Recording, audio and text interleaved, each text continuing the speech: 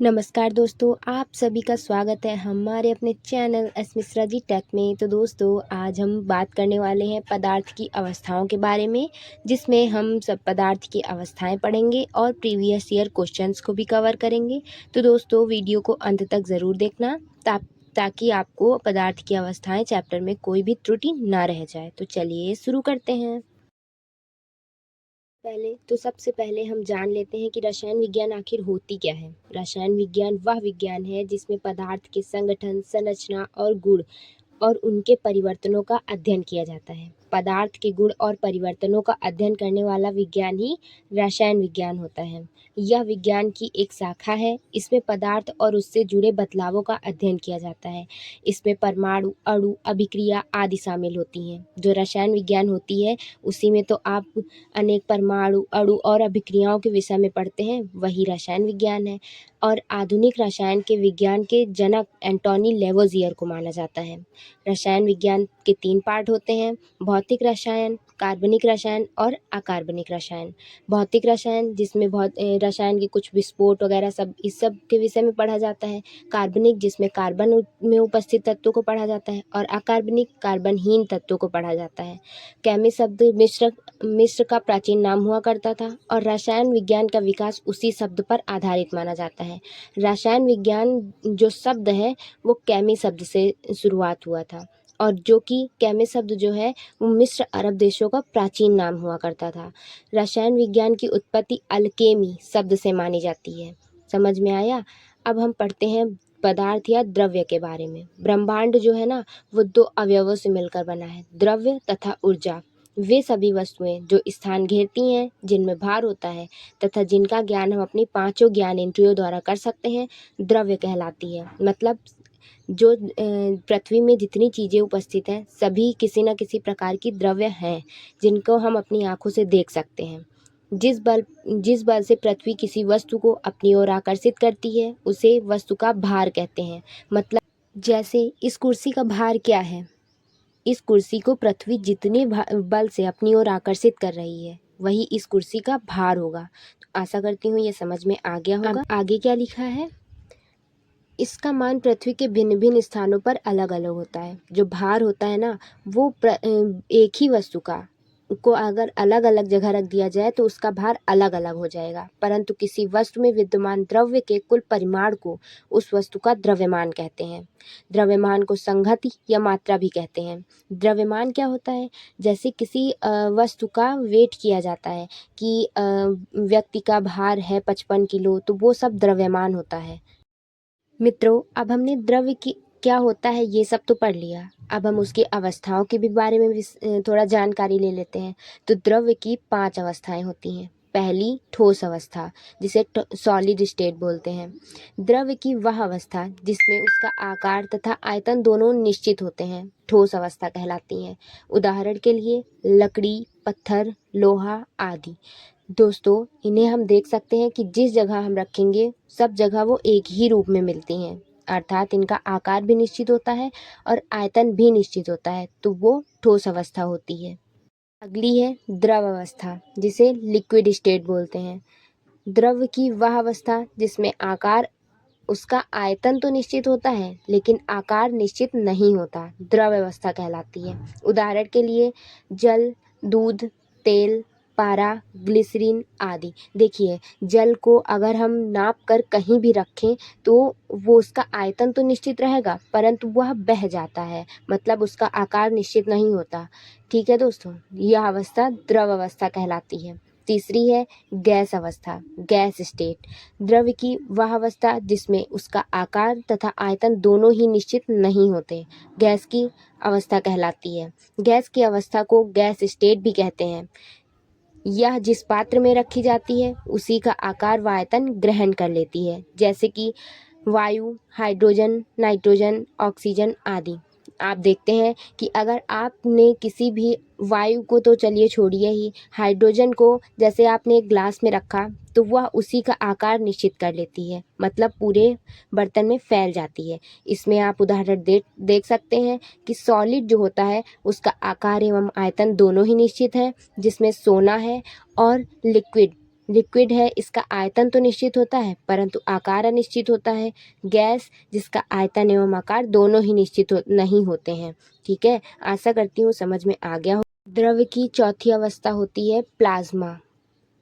Plasma द्रव्य की चौथी अवस्था है। यह सर्वविदित होती है कि ठोस, द्रव और गैस सभी विद्युतीय रूप से उदासीन रहते हैं। प्लाज्मा में जो होता है ना, उसमें ठोस, द्रव, गैस सभी विद्युतीय रूप से उदासीन होते हैं। लेकिन ब्रह्मांड के पदार्थ का अधिकांश भाग आयनित अवस्था में पाया जाता है। मतलब कि यही आयनिक अवस्था प्लाज्मा कहलाती है।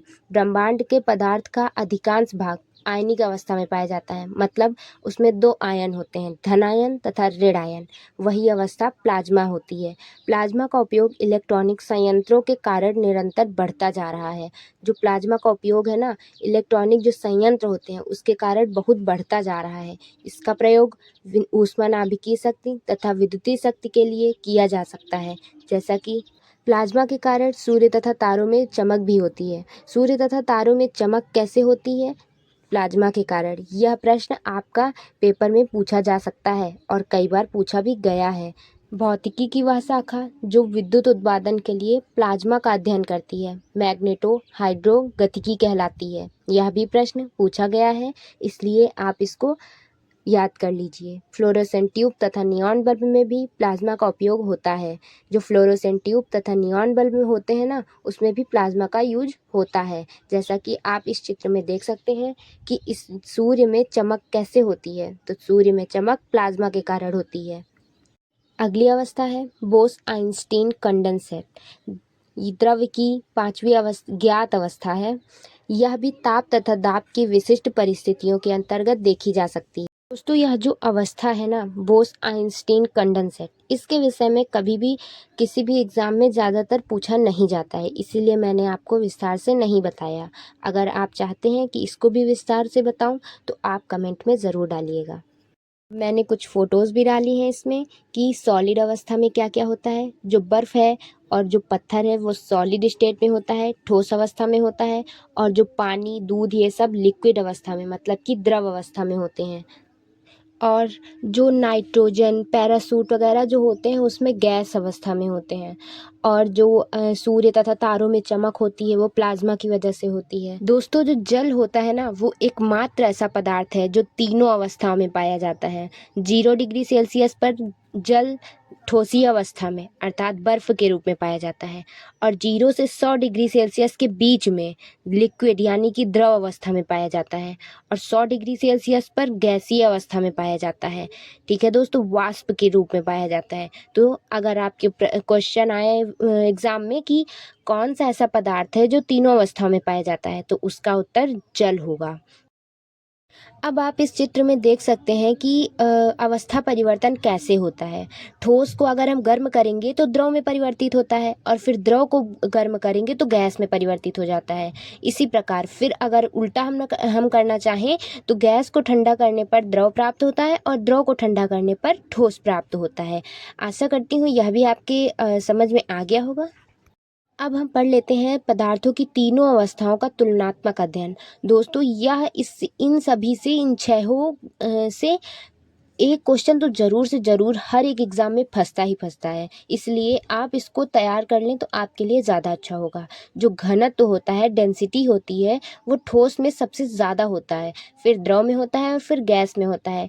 और आणविक आकर्षण बल, मॉलिक्यूलर फोर्स ऑफ अट्रैक्शन, ये सबसे ज़्यादा ठोस में होता है, फिर सबसे कम गैस में होता है।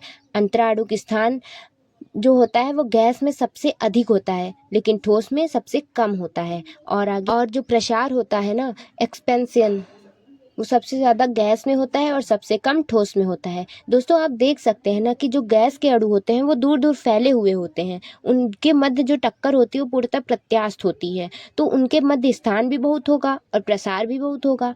और जो विसरण भी होता है ना, वो भी गैस में सबसे ज़्यादा और ठोस में सबसे कम होता है। गतिज ऊर्जा भी सबसे ज़्यादा गैस की होती है और सबसे कम ठोस की होती है। मतलब कि जिस पदार्थ के अणु बहुत तेज़ी से गति करते हैं उन्हीं की गतिज ऊर्जा सबसे अधिक होती है। तो गैस के अणु दूर दूर रहते हैं तो उसमें जो अणु होते हैं वो बहुत तेज़ी से गमन करते हैं, इसीलिए उनकी गतिज ऊर्जा भी अत्यधिक होती है। ठीक है दोस्तों, अब हम आगे बात करते हैं तो द्रव्य की अवस्था परिवर्तन कैसे होती है। Change in the states of matter. तो द्रव्य की अवस्था परिवर्तन का मुख्य कारण होता है उसमें उपस्थित अणुओं की गतिज ऊर्जा तथा स्थिति ऊर्जा, मतलब कि स्थितिज ऊर्जा, kinetic energy and potential energy. जो द्रव्य की अवस्था में परिवर्तन होता है वो दो ऊर्जाओं के कारण ही होता है, जो होती है गतिज ऊर्जा तथा स्थिति ऊर्जा। ताप बढ़ने पर अणुओं की गतिज ऊर्जा बढ़ जाती है। जैसे ही तापमान बढ़ाते हैं वैसे ही अणु तेजी से गमन करने लगते हैं, जिससे द्रव अपनी ठोस अवस्था से द्रव अवस्था में परिवर्तित हो जाता है। जैसे आप बर्फ को एक बर्तन में रखकर उसे गर्म करते हैं तो वो ठोस अवस्था से द्रव अवस्था में परिवर्तित हो जाती है। ये क्यों होता है? क्योंकि ताप बढ़ा दिया जाता है। ठीक है दोस्तों। अब अगर तापमान में और अधिक वृद्धि करने पर अणुओं की गतिज ऊर्जा और अत्यधिक रूप से तेज हो जाती है, जिससे अणु स्वतंत्र रूप से गति करने लगते हैं, अर्थात द्रव्य गैस अवस्था में परिवर्तित हो जाता है। कैसे? अब हमने वो बर्फ को द्रव अवस्था में परिवर्तित कर दिया, मतलब कि पानी बना दिया। अब उसको और देर तक जलने देना है, मतलब तापमान में और अधिक वृद्धि कर देनी है। तो वो जो द्रव होगा ना, पानी होगा ना, वो वाष्पित होने लगेगा, उड़ने लगेगा, उसके आयतन में कमी आने लगेगी, मतलब कि द्रव गैस में परिवर्तित होने लगता है। फिर ताप कम करने पर उपरोक्त प्रक्रियाओं के विपरीत क्रियाएं होने लगती हैं और द्रव्य पुनः ठोस अवस्था में प्राप्त हो जाता है। जैसे गैस को ठंडा करने पर द्रव में परिवर्तित हो जाएगा और फिर द्रव को ठंडा करने पर ठोस में परिवर्तित हो जाएगा, फिर से बर्फ की अवस्था प्राप्त हो जाएगी। द्रव की अवस्था परिवर्तन निम्न प्रकार होता है, जैसे कि आप देख सकते हैं चित्र में। जब ठोस को तापन दिया गया, मतलब हीटिंग किया गया, तो ठोस द्रव में, फिर गैस में परिवर्तित हो गया। परंतु जब गैस को शीतल किया गया, कूलिंग किया गया, तो वह गैस से द्रव में तथा ठोस में परिवर्तित हो गया। अब यहाँ से आपके दिमाग में बैठ गया होगा, आशा करती हूँ। तो चलिए अब आगे नेक्स्ट टॉपिक की ओर चलते हैं। अब यहाँ तक तो हमने पढ़ लिया, अब हम परिवर्तन के बारे में बात करते हैं। तो परिवर्तन जो होते हैं ना, वो दो प्रकार के होते हैं। नंबर 1 भौतिक परिवर्तन, नंबर 2 रासायनिक परिवर्तन। भौतिक परिवर्तन क्या है? वे परिवर्तन जिनमें पदार्थ के रूप या स्वरूप में अस्थायी परिवर्तन होता है, लेकिन उसके घटक और रासायनिक संगठन अपरिवर्तित रहते हैं, अर्थात कोई नया पदार्थ नहीं बनता। रासायनिक परिवर्तन क्या होता है? वे परिवर्तन जिनमें नया पदार्थ बनता है और पुराने पदार्थ के रासायनिक संगठन में स्थायी परिवर्तन होता है। ये तो आपकी याद करने वाली परिभाषाएं हो गई। पर कैसे? ऐसे समझेंगे कि भौतिक परिवर्तन जो होता है ना, उससे पहले जैसे NaCl को तोड़कर Na+Cl- बना और फिर उसके बाद उसको जोड़कर NaCl प्राप्त हो जाएगा। मतलब कि ये अभिक्रियाएं जो होती हैं ना, इसमें वो उत्क्रमणीय होती हैं, मतलब कि इनसे प्राप्त पदार्थ का पुनः हम पहले वाला पदार्थ प्राप्त कर सकते हैं। परंतु रासायनिक परिवर्तन में ऐसा नहीं होता है। आप उदाहरण से अच्छी तरह समझ सकते हैं। देखिए, मैंने दोनों ही परिवर्तन के लगभग 5-5 उदाहरण दे दिए हैं, जिसमें भौतिक परिवर्तन के उदाहरण क्या है? पहला, बर्फ का पिघलना। दोस्तों, जब बर्फ पिघलती है तो द्रव अवस्था में आती है और फिर उसके बाद उसको जब हम फ्रिज में लगा देते हैं, पानी को लगाते हैं, तो फिर उसके बाद वो ठोस अवस्था में प्राप्त हो जाती है। मतलब कि बर्फ से द्रव और द्रव से फिर बर्फ प्राप्त हो जाता है, मतलब कि यह भौतिक परिवर्तन है। दूसरा, पानी का भाप बनना। जब पानी उबलता है ना, तो वह भाप बन जाता है और फिर वह अपनी सामान्य स्थिति में पानी फिर से बन जाता है, तो यह भी भौतिक परिवर्तन है। तीसरा, नमक या चीनी का पानी में घुलना। जब नमक या चीनी पानी में घुलती है ना, तो उसमें हमें पानी ही प्राप्त होता है, मतलब कि उससे हमें सॉलिड स्टेट वगैरह कुछ नहीं प्राप्त होती है। यह भी भौतिक परिवर्तन है। चौथा, लोहे की छड़ी को काटना या मोड़ना। लोहे की छड़ी को काटेंगे या मोड़ेंगे, रहेगा तो लोहा ही ना, तो भौतिक परिवर्तन यह भी होगा। पांचवा क्या है? आयोडीन का ऊर्ध्वपातन। इससे भी हमें पुनः आयोडीन प्राप्त हो जाती है, तो यह भी भौतिक परिवर्तन होगा। रासायनिक परिवर्तन के उदाहरण क्या है? पहला, लोहे का जंग लगना। जब लोहे में जंग लगती है ना, तो पुनः वो पहला वाला लोहा नहीं प्राप्त होता, वो लोहे में जंग लग जाती है तो वो जंगिया वाला लोहा प्राप्त होता है। दूसरा, दूध का खट्टा होना। जब दूध खट्टा हो जाता है तो दही बन जाता है और दही से दूध नहीं मिल सकता, यह रासायनिक परिवर्तन है। तीसरा, लकड़ी का जलना। जब लकड़ी जल जाती है ना, तो वो फिर से लकड़ी प्राप्त नहीं हो पाती, मतलब यह भी रासायनिक परिवर्तन है। अंडा का पकना। अंडा जब पकता है ना, तो फिर से अंडा प्राप्त नहीं हो सकता, मतलब कि वो आमलेट बन जाता है। तो यह भी रासायनिक परिवर्तन है। पांचवा, सोडे और सिरके का मिलना। जब सोडा और सिरका मिल जाता है ना तो उसे अलग अलग करना असंभव होता है, यह भी रासायनिक परिवर्तन है। अब हम प्रीवियस ईयर क्वेश्चंस को देखते हैं क्योंकि हमारा चैप्टर समाप्त हो गया है। तो चलिए स्टार्ट करते हैं। पहला क्वेश्चन क्या है, स्पिरिट को हथेली पर रखने से ठंडा महसूस क्यों होता है? क्योंकि यह ए क्रियाशील द्रव है, बी अवाष्पशील द्रव है, सी अत्यधिक वाष्पशील द्रव है, डी कम वाष्पशील द्रव है। तो यह जो होता है ना वो अत्यधिक वाष्पशील द्रव होता है, तो ऑप्शन सी सही हो जाएगा। अगला प्रश्न है, दूध से दही का बनना कैसा परिवर्तन है? ए भौतिक परिवर्तन, बी रासायनिक परिवर्तन, सी अम्लीय परिवर्तन, डी क्षारीय परिवर्तन, मतलब क्षारीय परिवर्तन। तो यह रासायनिक परिवर्तन है, सी बी ऑप्शन सही हो जाएगा। अगला प्रश्न है, कौन सा परिवर्तन नया पदार्थ बनाता है? बर्फ का पिघलना, दूध का खट्टा होना, नमक का पानी में घुलना, धातु को मोड़ना। तो दोस्तों इसका सही उत्तर हो जाएगा बी, धातु का खट्टा होना। अगला प्रश्न है, कौन सा भौतिक परिवर्तन है? ए लकड़ी का जलना, बी लकड़ी का बर्फ का पानी में बदलना, सी लोहे का जंग लगना, डी अंडे का पकना। तो दोस्तों इसका सही उत्तर हो जाएगा बर्फ का पानी में बदलना। जब बर्फ पानी में बदलती है तो फिर पानी भी बर्फ में बदल जाता है, अर्थात यह भौतिक परिवर्तन है। अगला है, द्रव्यमान और आयतन दोनों निश्चित होता है लेकिन आकार अनिश्चित होता है, यह किस अवस्था की विशेषता है? तो जिसका आयतन निश्चित लेकिन आकार अनिश्चित, तो यह होती है द्रव अवस्था, मतलब कि ऑप्शन बी सही हो जाएगा। तो दोस्तों अब यहाँ से आपके प्रीवियस ईयर क्वेश्चंस भी समाप्त होते हैं। आशा करती हूँ आपको वीडियो पसंद आया होगा।